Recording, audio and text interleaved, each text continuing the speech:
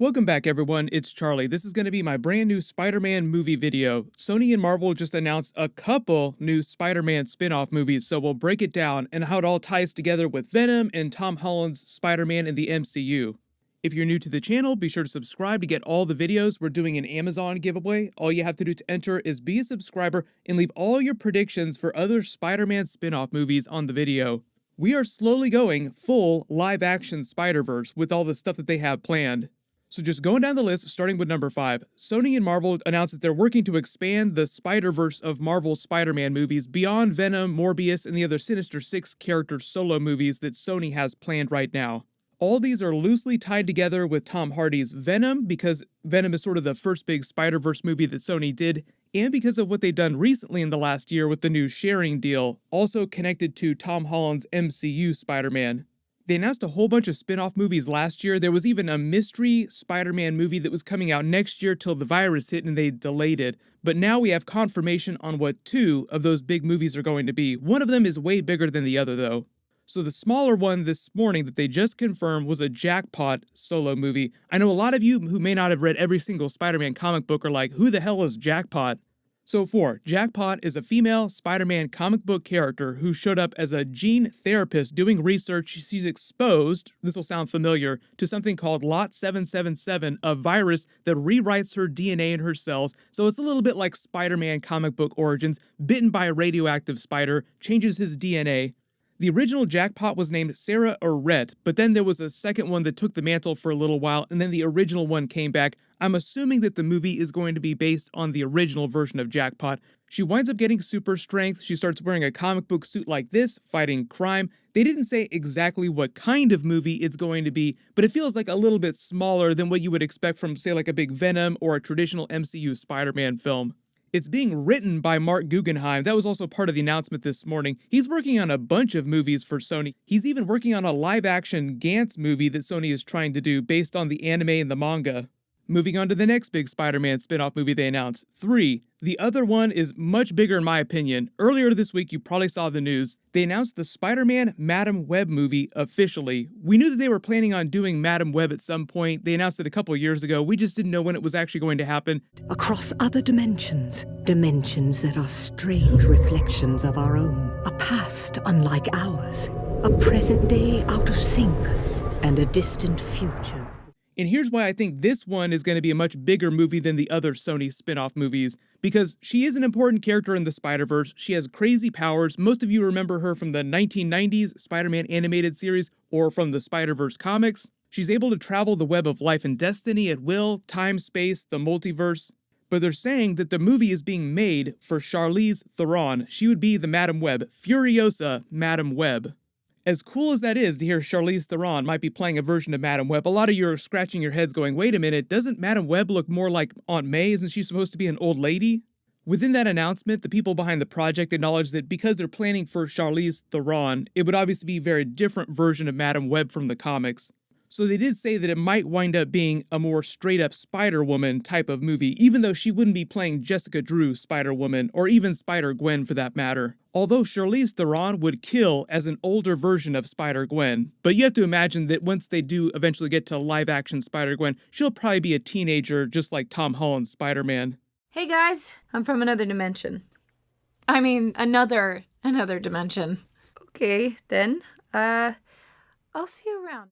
So right now it's still a little unclear as to how much they're going to change live-action Madam Web, but it will be obviously a very different take than the classic version of the character. If they can lock her down, Charlize Theron would be a huge get for the Spider-Verse of movies. She's legit, and she has good on-screen chemistry with Tom Hardy, their Venom. Everybody remembers them from Mad Max Fury Road.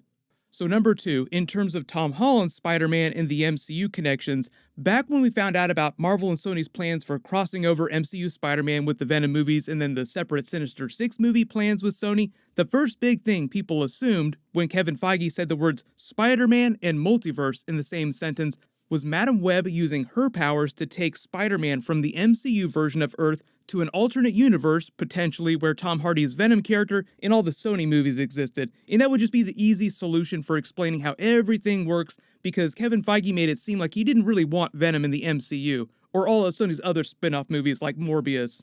Well, those movies will all take place in the world that we are now creating for Peter Parker. But it will still all be in the same world, and they will be connected to each other as well.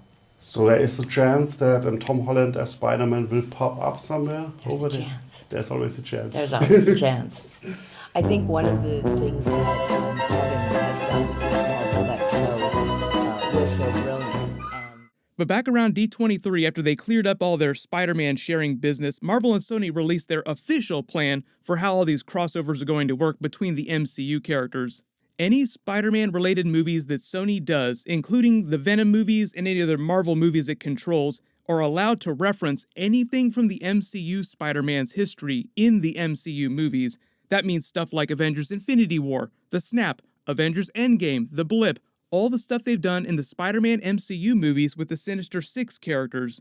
Even the events of Captain America Civil War. But that's pretty much it. That's the limit. So when Tom Holland shows up with Venom on screen, they won't start talking about the events of the Black Panther movie or the events of Thor Ragnarok or Guardians of the Galaxy. Just Spider-Man related stuff and other Spider-Man comic book characters like Vulture, Mysterio. You get the idea.